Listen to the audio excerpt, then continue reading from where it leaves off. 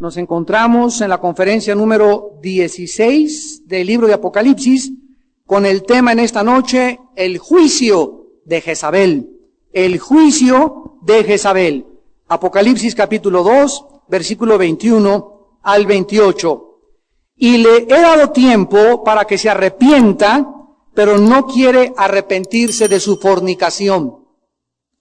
He aquí yo la arrojo en cama y en gran tribulación a los que con ella adulteran, si no se arrepienten de las obras de ella.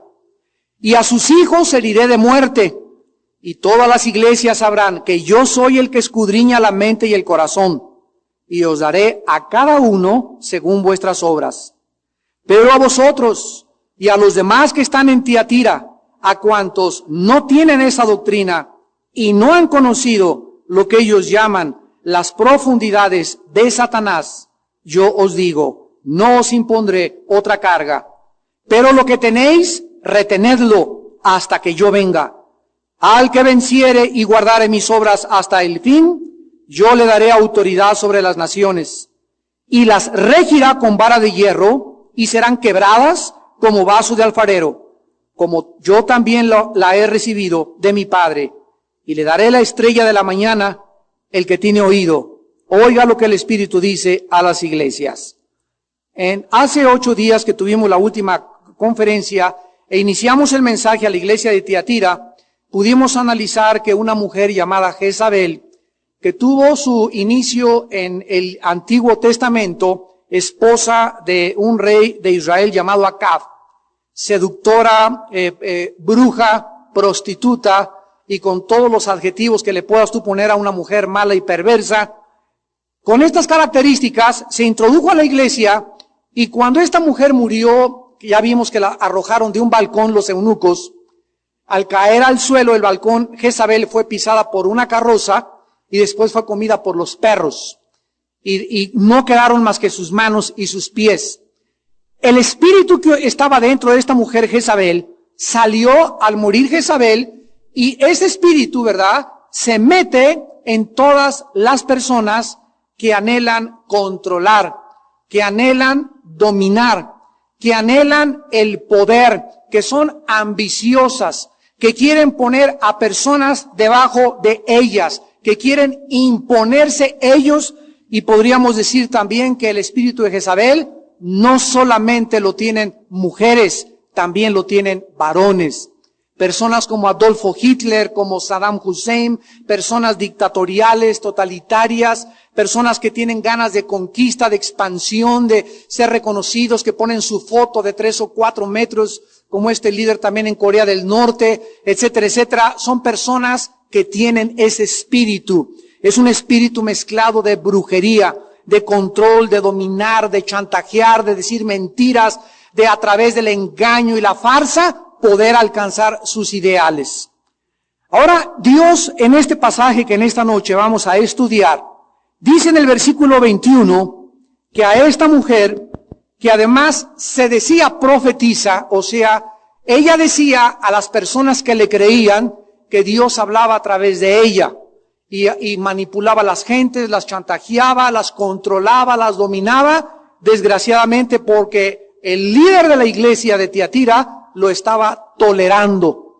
Y ya vimos que los líderes no podemos tolerar que se nos infiltren en la iglesia personas que quieren abusar de las ovejas, explotar a las ovejas, maltratar a las ovejas, seducir a las ovejas, introducir encubiertamente en las iglesias herejías destructoras. De todos estos peligros, los líderes en la iglesia, tú en tu casa como varón, los gobernantes de las naciones, tenemos que proteger a las personas que Dios ha puesto bajo nuestra responsabilidad. Dios es un Dios, el Dios de la Biblia, que siempre avisa antes de juzgar a nadie, antes de disciplinar a un hijo suyo o una hija suya, siempre nos habla por la Biblia. Tal vez si te habló hace un mes, hace 2 meses, de algún área en tu vida en la que tú no has puesto a cuentas con Él, no tarda Dios en disciplinarte. Pero Dios es paciente, es misericordioso, es la compasión que nace de su corazón y que le impide castigarnos inmediatamente. Muchos de ustedes en esta noche que me escuchan, tal vez has pecado o vives en fornicación, te acuestas con tu novia, robas en tu trabajo, mientes, engañas a tu esposa y sigues llegando a la iglesia, no te pasa nada, sigues teniendo salud. ¿Por qué no ha pasado nada? Porque Dios es misericordioso. La misericordia es la compasión que nace del corazón de Dios y que le impide castigarnos súbitamente. Dios nos da tiempo, como cuando tú vas a pescar. Yo les decía el otro día en la iglesia del sur, que cuando vas a pescar avientas la caña, la muerde el pez espada o el marlin, y entonces el pescador no le jala inmediatamente la rienda, sino que le da carrete. ¿Para qué? Para aflojarse, para que se pueda perder fuerzas, para que se desangre más el pez, y comienza poco a poco a jalarle hasta que siente el tirón. Así Dios, tú vas en la vida y muerdes, pecas y haces algo y Dios no te jala, sino que te da cuerda y ahí vas con el anzuelo, ahí vas con el pecado y de repente cuando menos lo esperas, Dios te va a dar el tirón, te va a jalar y te lo puedo garantizar. Duele y duele mucho. Hay de aquellos, lo vamos a ver hoy en la noche en Hebreos 10, de los que caen en las manos de Dios. Dios es un fuego consumidor y no hay nadie que se le pueda escapar.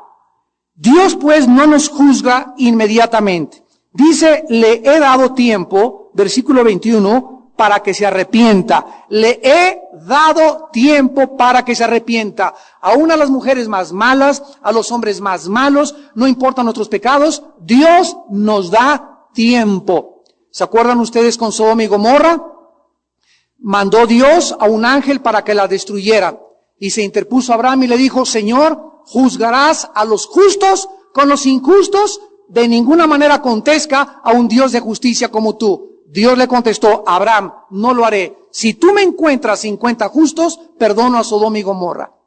No encontró 50, la cuenta rebajó 40, Señor, no ataco a Sodoma y Gomorra. Si encuentras 10 justos, por 10 justos, no castigaré a Sodoma y Gomorra.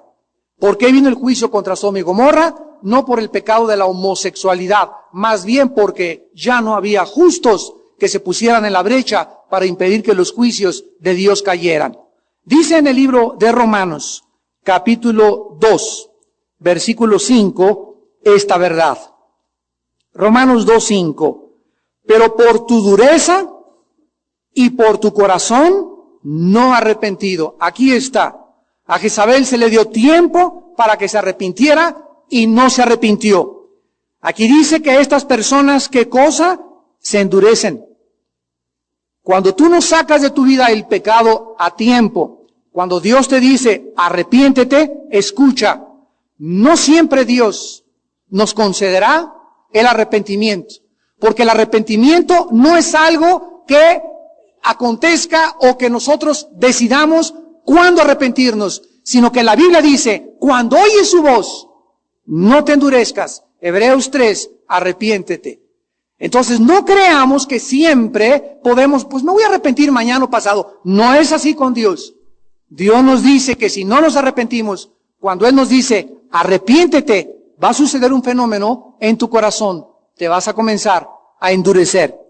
Por tu dureza y por tu corazón no arrepentido, mira lo que sucede. Atesoras para ti mismo ira para el día de la ira y de la revelación del justo juicio de Dios.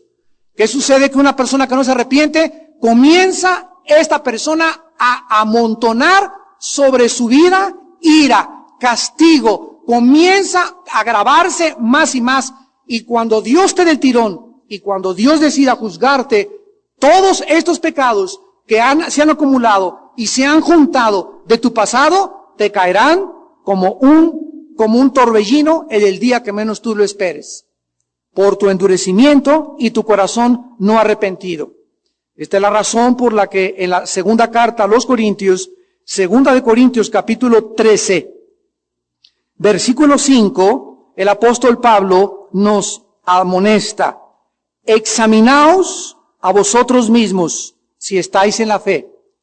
Probaos a vosotros mismos, o no os conocéis a vosotros mismos que Jesucristo está en vosotros, a menos que estéis reprobados. Dios nos da la oportunidad de ¿qué cosa? de examinarnos, de probarnos si verdaderamente estamos en la fe. ¿Qué significa? Oh Dios, hoy en la noche voy a llegar a mi casa y te pido que me analices con tu Espíritu Santo. Si vivir en la fe es vivir confiando en Dios. ¿Estoy confiando en ti, Señor? ¿Me estoy acostando relajado? ¿Me puedo acostar con una conciencia que no me acuse de nada? Porque mientras más puedas tú limpiar tu conciencia, más sensible nos volvemos al Espíritu Santo y como consecuencia, más alto crecemos y nos desarrollamos espiritualmente. ¿Quiénes son los cristianos que crecen? Los que se desarrollan, los que maduran, aquellos que son sensibles, podríamos decir, hipersensibles a la voz del Espíritu Santo.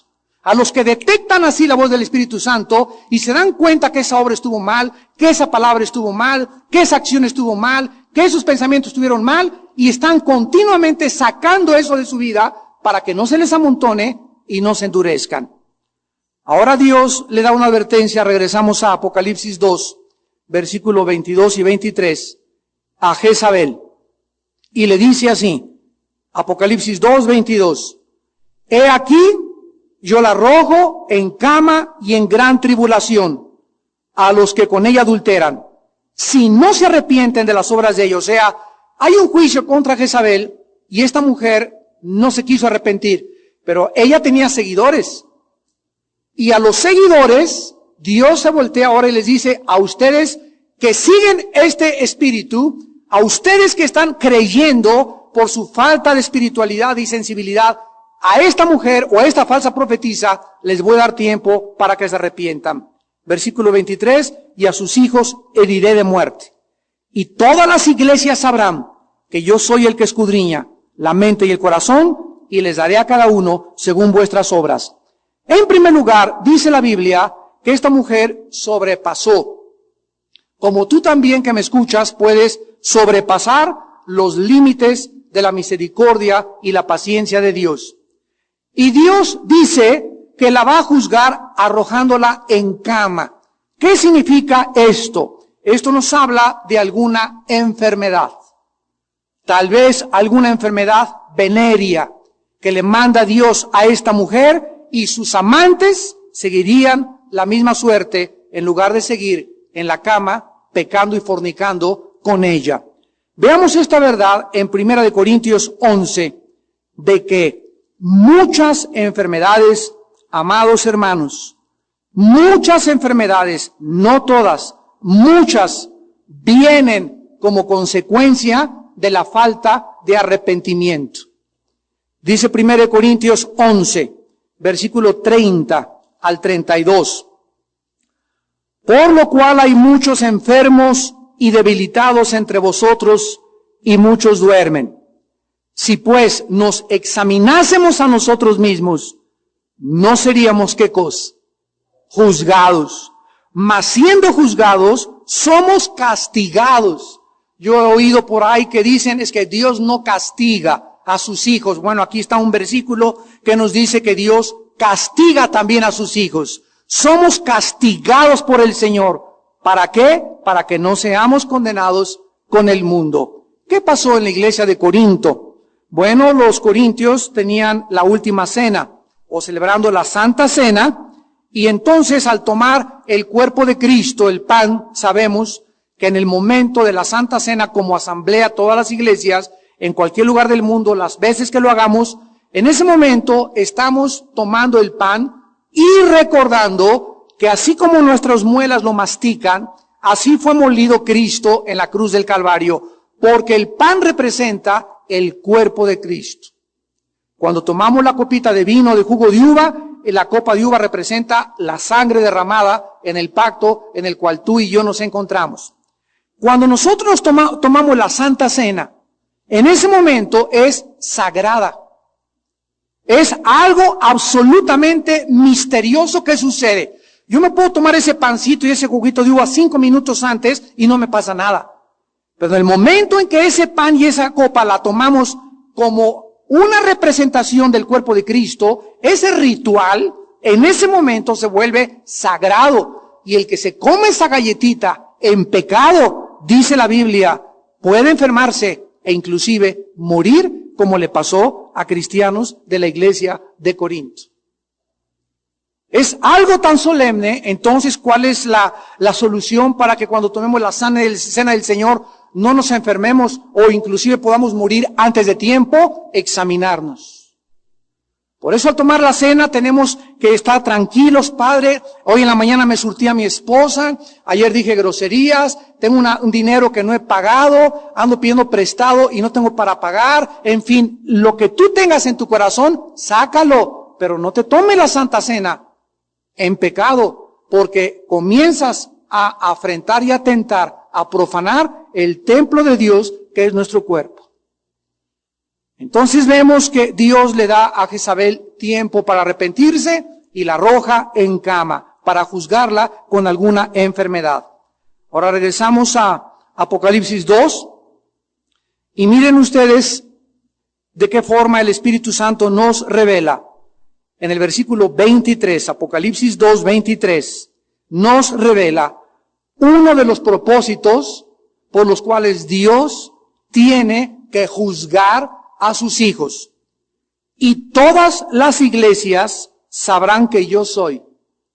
O sea, a través del juicio que iba a caer contra Jezabel y sus seguidores, iba a suceder algo. Todas las iglesias iban a correr, se iban a correr como reguero de pólvora, que habían muerto, que estaban gravemente enfermos, un grupo de personas que se habían dividido en iglesia, o se levantaron contra la iglesia, o que hicieron algo contra los líderes.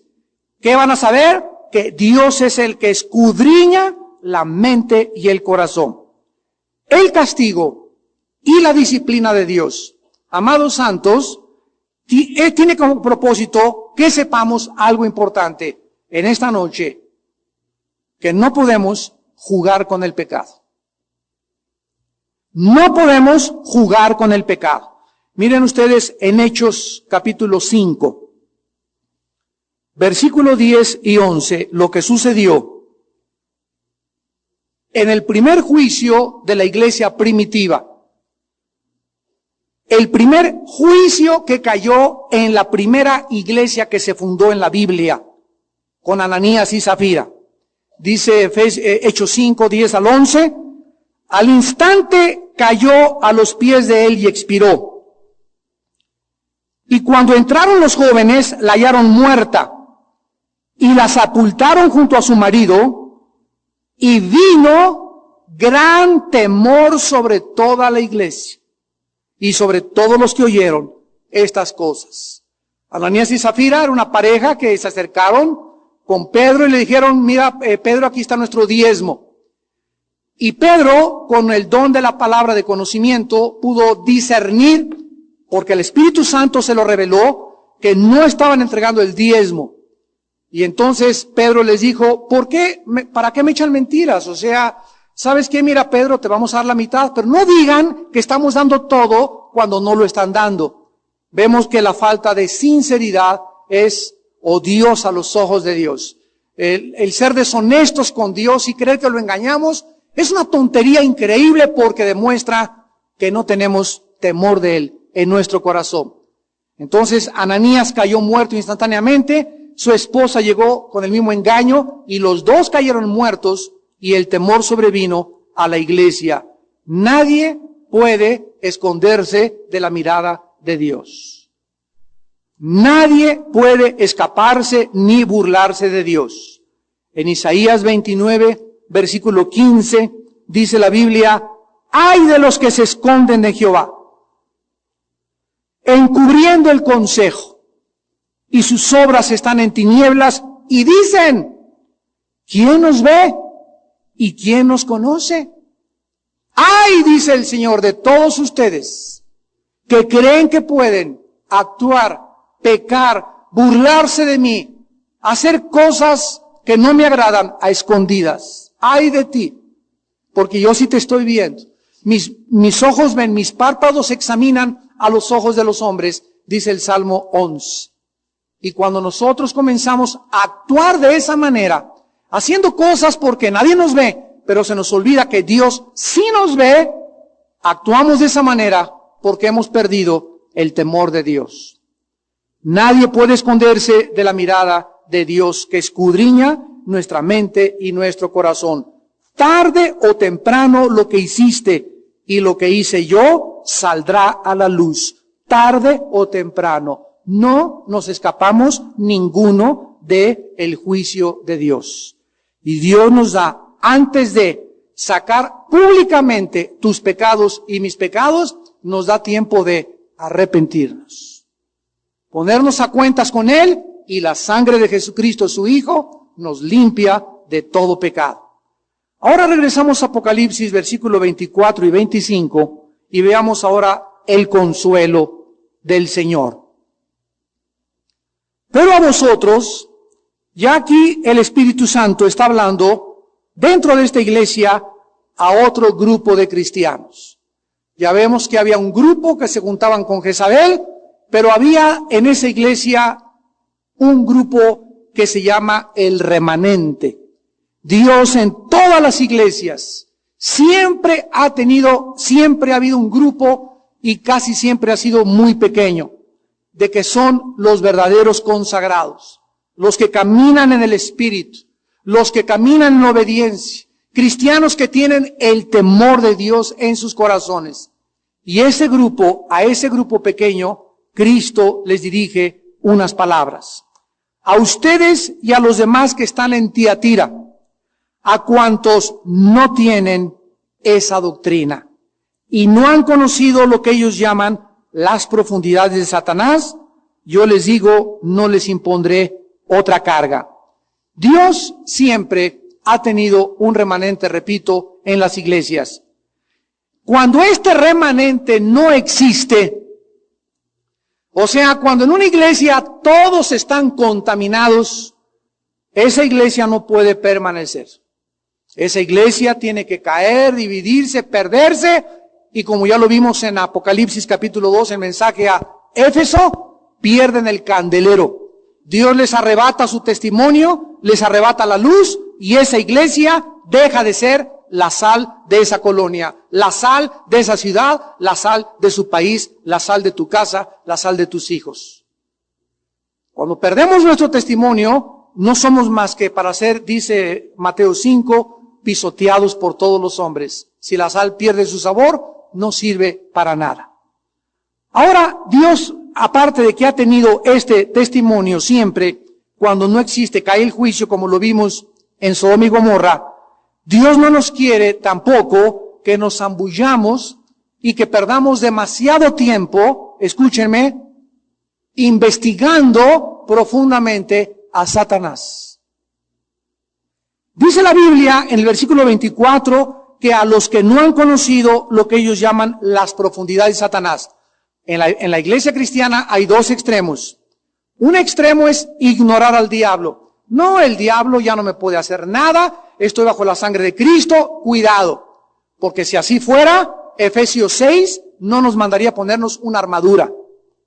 Si el diablo ya no te puede hacer nada, ¿por qué se nos manda ponernos toda la armadura de Dios para resistir qué cosa?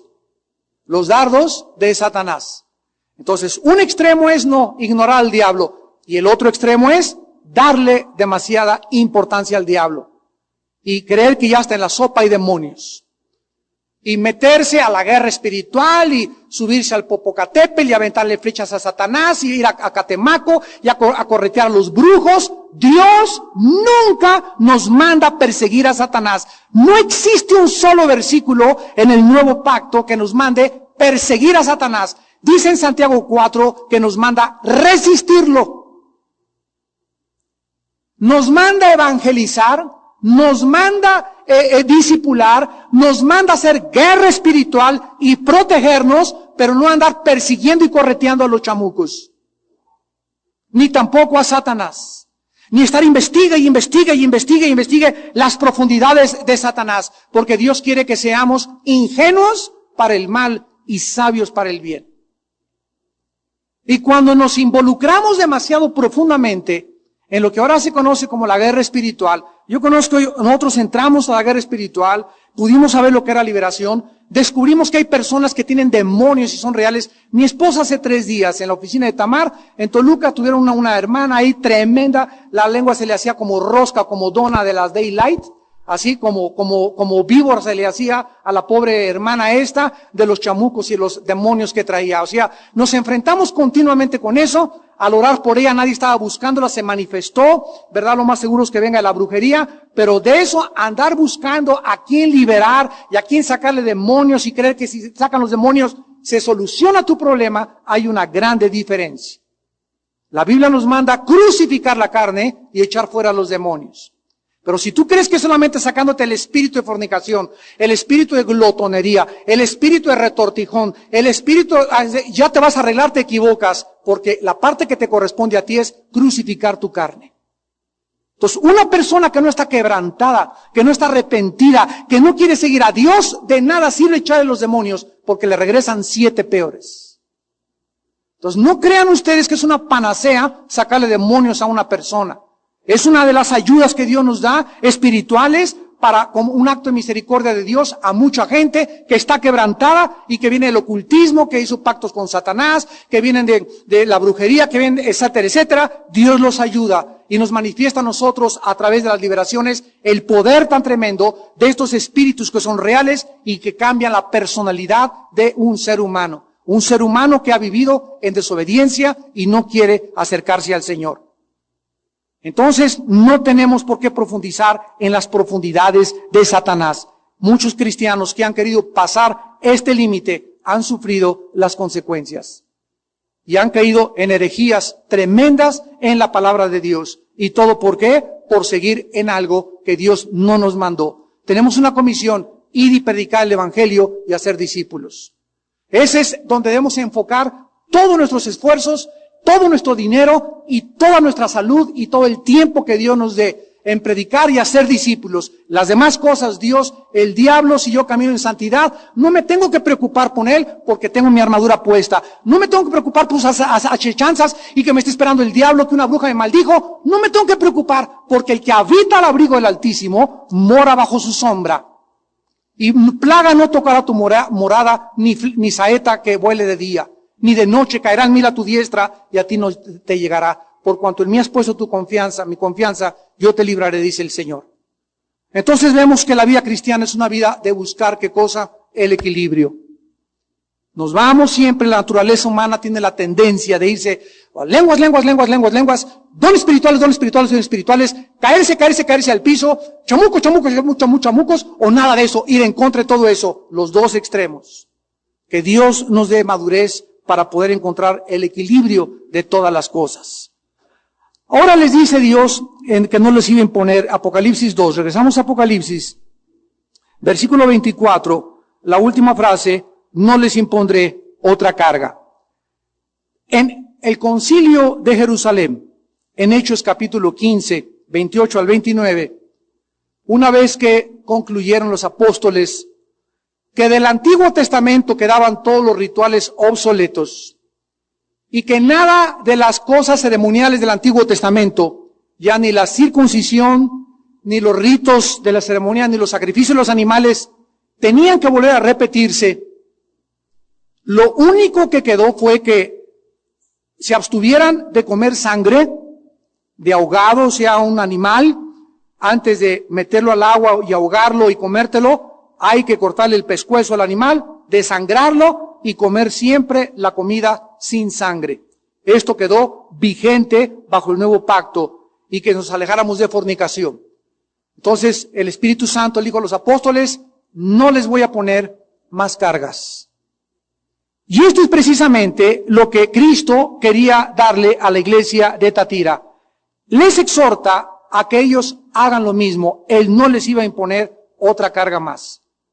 Una de las características de cristianos que son legalistas, judaizantes que se escriben en la carta a los Gálatas, son cristianos que siempre, y ahora no puedes celebrar la Navidad, y ahora no puedes hacer estas cosas, y te tienes que poner un vestido desde aquí hasta abajo, y no puedes usar nada de pintura, y no te puedes peinar de esa manera, y no puedes hacer estas cosas. Siempre están imponiendo cargas, en lugar de a esa persona inyectarle la palabra, mostrarle el camino, hacerla que crezca, y con el tiempo esa persona va a tratar de agradar a Dios, pero sin que alguien le diga, tienes que hacer esto, y esto, y esto, y esto, y esto, y esto está prohibido. Y tienes que hablar en lenguas, y no pongas árbol de Navidad, y tienes que celebrar el sábado. Y estas cargas vienen de una doctrina legalista. Porque dice la Biblia en Romanos 14 que el reino de Dios no consiste en comida ni en bebida, sino en gozo y paz en el Espíritu Santo. Y que a lo que le importa a Dios, que hay una hermana que se viste como musulmana de aquí hasta abajo, hasta se tapa la cabeza, y amargada y rencorosa, y otra que aparece árbol de Navidad con un vestido que se acaba de comprar, y sin embargo está gozosa y feliz en el Espíritu Santo. ¿Cuál de las dos agradó a Dios? Dios no está viendo el vestido de cada quien, Dios está viendo el corazón. ¿Cuál de las dos tiene el gozo? Un hermano no pone árbol de Navidad y el otro pone árbol de Navidad. El que no pone árbol de Navidad cree que por cumplir algo externo ya Dios está más agradado de él y está cumpliendo con la ley, y es una cosa horrible. Pero sin embargo la Navidad la celebra amargado y rencoroso y con problemas de deslealtad. Y el otro hermano tiene árbol de Navidad, tiene esferas, campanitas, jingle bells, canta, gozoso con su pavo, felices en la vida. A quien Dios desde el cielo bendice más. No es al que tenga o al que no tenga por afuera, es aquel que tiene el gozo y la paz del Espíritu Santo. Cuando nosotros comprendamos esto, trataremos de no tratar a los nuevos convertidos. Como dice Romanos 14, reciban al débil en la fe, pero no para discutir sobre opiniones, no para imponerles cargas que no pueden ellos, por su debilidad espiritual, soportar. Cristo le dice en el versículo 25, pero lo que tienen, reténganlo, hasta que yo venga. La perseverancia de los santos es una de las evidencias de su salvación. En Primera de Juan capítulo 5, versículos 4 y 5, el apóstol Juan escribió, todo lo que es nacido de Dios vence al mundo. ¿Tú eres nacido de Dios? Las palabras se las lleva el viento. ¿Estás venciendo tu carne? ¿Estás venciendo las tentaciones? ¿Estás venciendo el sistema de diversiones del mundo? ¿Estás venciendo el sistema de la moral del mundo? ¿Has vencido tus vicios? ¿El cigarro, las drogas, el alcohol, la pornografía? Si eres nacido de Dios, vences. ¿Qué debemos de vencer? Todo ese sistema detrás del cual se encuentra Satanás.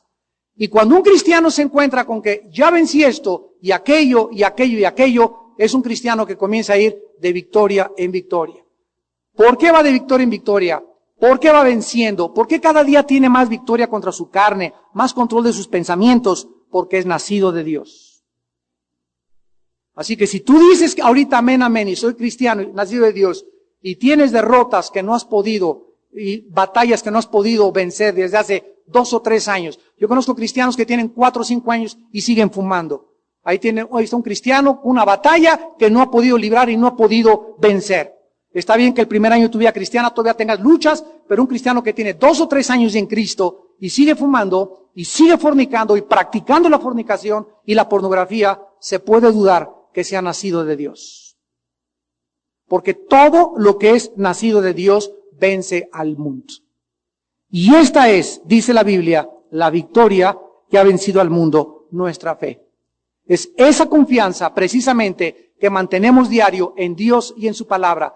No en nosotros ya, sino en Dios. El cristiano que ha nacido de nuevo se levanta y ora. ¿Por qué? Porque no tiene confianza en su carne y sabe que si no ora, si no pasa en tiempo comunión con Dios, si no se carga la energía de Dios, va a caer a las 10 de la mañana o a las 12 te espera una tentación o vas a explotar a las 3 de la tarde. Y como él sabe que lo está esperando todos los días el sistema del mundo, el cristiano que tiene fe, que confía en Dios, confía precisamente en sacar su fuerza todos los días de aquel que nos dijo, yo soy la resurrección y la vida.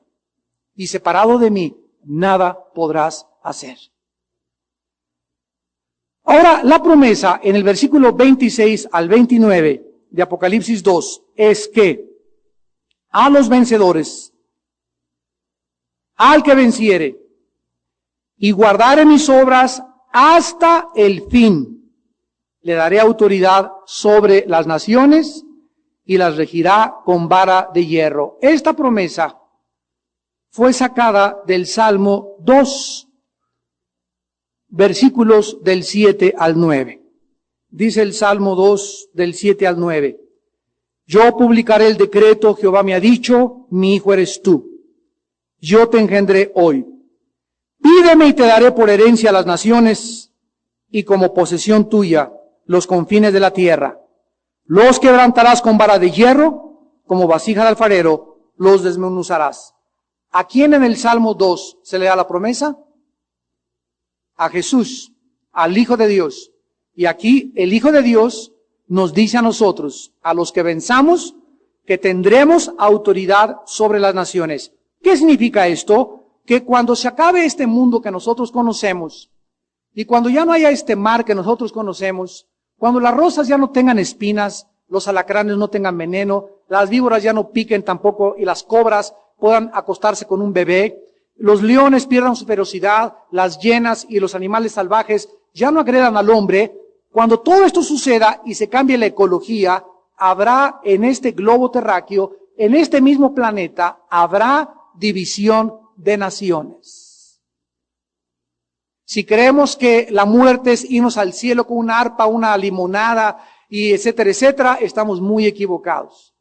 Después de esta vida, bajaremos a este mundo otra vez, de acuerdo a las Sagradas Escrituras, a gobernar con Cristo, y dice, vayamos a Apocalipsis capítulo 20. Primero veamos aquí en el 20, después en el 21 y 22, respecto al futuro de la eternidad en este planeta. Dice en Apocalipsis 20, versículo 4, que el apóstol Juan vio tronos y se sentaron sobre ellos. ¿Quiénes? Los que recibieron facultad de juzgar. O sea, no todos los cristianos en la otra vida tendremos un lugar de preponderancia, de estar al frente, de gobernar, de control de muchas naciones, de muchos ciudadanos, más que aquellos, dice la Biblia, que tuvieron la facultad de juzgar. Recibieron la facultad por las cosas que hicieron aquí en la tierra, por su fidelidad, por su obediencia, por el temor que tuvieron del Señor. Van a ver que no fue en vano haber creído en Cristo, se esforzaron, sufrieron, tuvieron paciencia y hasta sus vidas entregaron por causa de la cruz. Todos estos cristianos al final recibirán su recompensa y muchos de ellos la facultad para poder juzgar. Ahora, en Apocalipsis 22, dice, después me mostró un río limpio de agua de vida, resplandeciente como cristal que salía del trono de Dios y del Cordero. En medio de la calle de la ciudad y a uno y otro lado del río estaba el árbol de la vida, que produce 12 frutos, dando cada mes su fruto, y las hojas del árbol eran para la sanidad de las naciones. Otra vez se vuelve a mencionar la palabra naciones. Dice, Cristo al que venciere. Apocalipsis 2:26. Y guardare mis obras hasta el fin, le daré autoridad sobre las naciones. Amados, esta es la razón por la cual en Hebreos, vayamos a Hebreos capítulo 6, se nos hace esta exhortación. Dice Hebreos 6, del 10 al 12. Porque Dios no es injusto para olvidar tu obra y el trabajo de amor que has mostrado hacia su nombre, habiendo servido a los santos y sirviéndoles aún. Recordemos que Jesús dijo, un vaso de agua que le des a un santo, a un cristiano, a una cristiana, un favor que tú le hagas a alguien como tu hermano en Cristo, está apuntado en el libro de Dios. Dios no es injusto para olvidar los más mínimos detalles de nuestra vida por causa de su obra. Versículo 11. Pero deseamos que cada uno de vosotros muestre la misma solicitud hasta el fin, para plena certeza de la esperanza. O sea que hay cristianos que comienzan como en los maratones, muy bien, y el hermano muy bien, predicando, bla, bla, bla. Y hay cristianos que conforme va pasando el tiempo, se van aflojando, sirven menos, más apáticos, se desaniman. ¿Ya para qué? Ya no tienen fervor por las almas, ya no le hablan de Cristo a nadie. Es más, en el último mes no le han ganado ninguna sola alma. Cristianos que comienzan ya a ver películas como si fueran de pornografía, como si fueran normales. Ya para ellos es normal, ya la moral del mundo es normal, lo que pasa en Irak es normal. Hasta marchas pacifistas están haciendo ya, creyendo que a través de la paz pueden lograr, marchas pacifistas pueden lograr la paz en Irak. Es una falacia, es un sueño. No se puede lograr la paz a través de las marchas pacifistas. Muchas veces se tiene que usar la violencia y la fuerza, como ya lo dijimos desgraciadamente. Cristianos que pierden el discernimiento, son absorbidos por el mundo, moldeados por el mundo, y pierden sus galardones, pierden sus recompensas, pierden todo. Les sorprende la muerte y se enfrentan con Dios para un juicio final. Deseamos que esta solicitud la muestres hasta el fin. La perseverancia de los santos es la garantía verdadera de que realmente tenemos la vida de Jesús. Ahora vayamos a Hebreos 10. Y dice en Hebreos 10, versículo 23 al 25. Mantengamos firme, sin fluctuar, la profesión de nuestra esperanza, porque fiel es el que prometió. Y consideremos unos a otros para estimularnos al amor y a las buenas obras, no dejando de congregarnos, como algunos tienen por costumbre, sino exhortándonos, y tanto más cuando veis que aquel día se acerca. Aquí se nos exhorta otra vez a mantenernos firmes, como las palmeras, decíamos, ¿verdad? La palmera es el único árbol, la única planta que puede venir el huracán que quieras, el tifón que quieras, y se dobla y se vuelve a levantar. ¿Por qué? Porque es el árbol que tiene las raíces más profundas y más largas de todo el reino vegetal. Entonces, así tenemos nosotros que tener ya una firmeza de carácter, unas convicciones tan profundas en la vida, que no importa cuánto sople la inmoralidad, no importa cuánto soplen las filosofías orientales, las filosofías humanistas, el ateísmo, no importa cuánto el mundo nos persigue, nos critique y se burla de nosotros, ¡firmes! Como dice la canción, firmes y adelante, huestes de la fe. Porque Jesús nos está viendo a todos nosotros.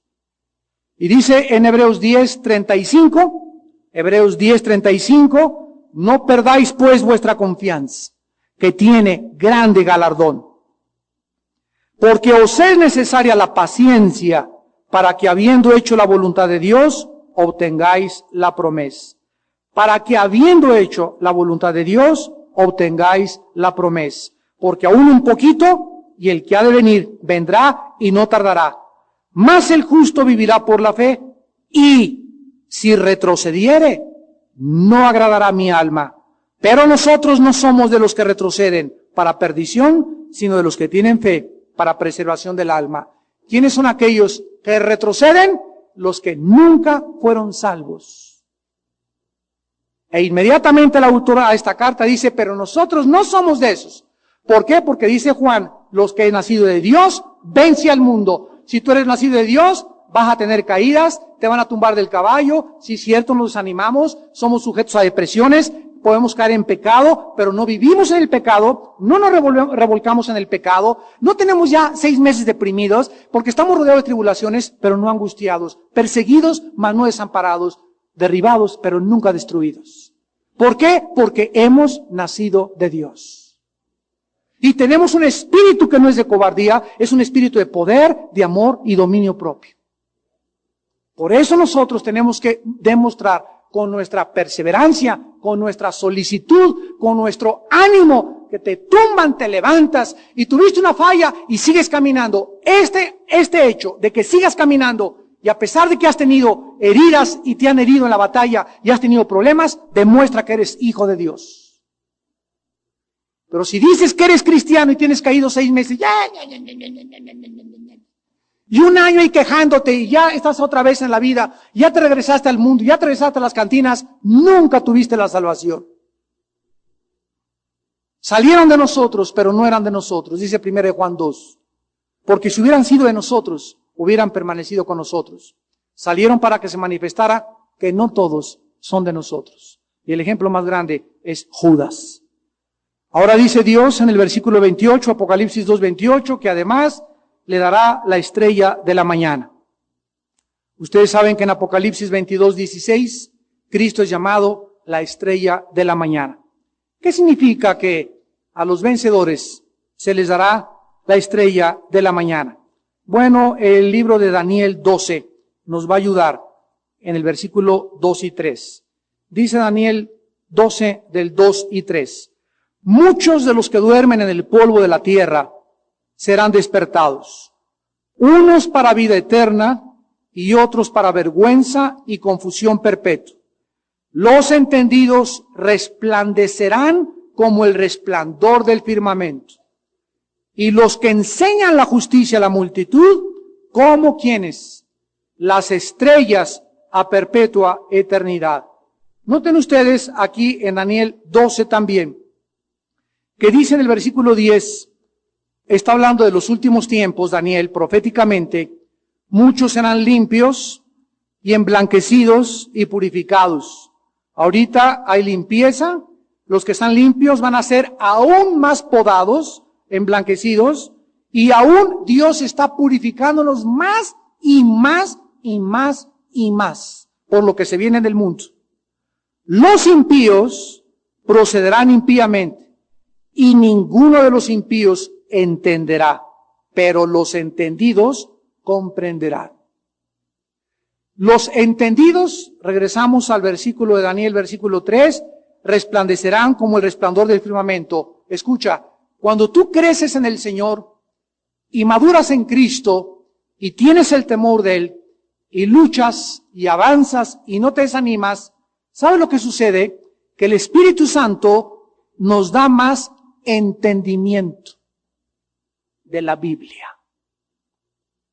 Esto es un premio de Dios. Nos da más entendimiento de lo que está pasando en Irak, en el Medio Oriente, en Estados Unidos, en México. El cristiano maduro y que comienza a caminar con Dios y persevera y lucha y tiene diario comunión con Dios, Dios lo ilumina, le hace entender todas las cosas. Y cuando tú no entiendes algo, comienza la confusión en la vida.